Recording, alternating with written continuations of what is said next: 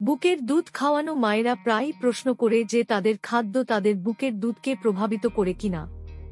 শিশুর হজম সংক্রান্ত সমস্যা বা অ্যালার্জি রোধ করার জন্য নির্দিষ্ট কিছু খাবার এড়িয়ে চলা বা দুধের সর্বোত্তম গুণমান নিশ্চিত করার জন্য নির্দিষ্ট খাবার খাওয়ার বিষয়ে উদ্বেগ দেখা দিতে পারে। একটি সুষম খাদ্য পরিকল্পনা করার জন্য এখানে কিছু টিপস আছে। কি খাবেন?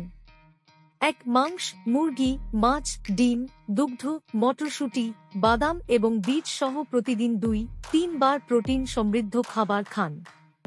২. প্রতিদিন গাঢ় সবুজ এবং হলুদ সবজির ৩টি পরিবেশন অন্তর্ভুক্ত করুন। ৩. প্রতিদিন ২ পরিবেশন ফল খান। ৪. আপনার প্রতিদিনের খাবারে পুরো শস্য যেমন পুরো গমের রুটি, সিরিয়াল এবং ওটমিল খান। ৫. আপনার তৃষ্ণা মেটাতে জল পান করুন। কিছু স্তন্যপান করান মহিলারা নিজেদের আরও তৃষ্ণার্ত বোধ করতে পারেন, কিন্তু জোর করে তরল খাওয়ানো অগত্যা দুধের সরবরাহ বাড়াবে না। ৬. স্তন্যপান করানো মায়েদের গর্ভাবস্থার মতো একই খাদ্যতালিকা বিধিনিষেধ মেনে চলতে হবে না।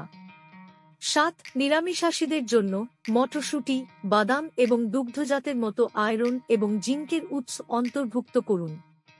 নিরামিষাশী হলে শিশুর ঘাটতি এড়াতে ১-২ সাপ্লিমেন্ট নিন। এই নির্দেশিকাগুলি একটি স্বাস্থ্যকর বুকের দুধ খাওয়ানোর খাদ্য তৈরি করতে সাহায্য করে, যা মায়ের মঙ্গল এবং শিশুর জন্য সর্বোত্তম দুধ নিশ্চিত করে।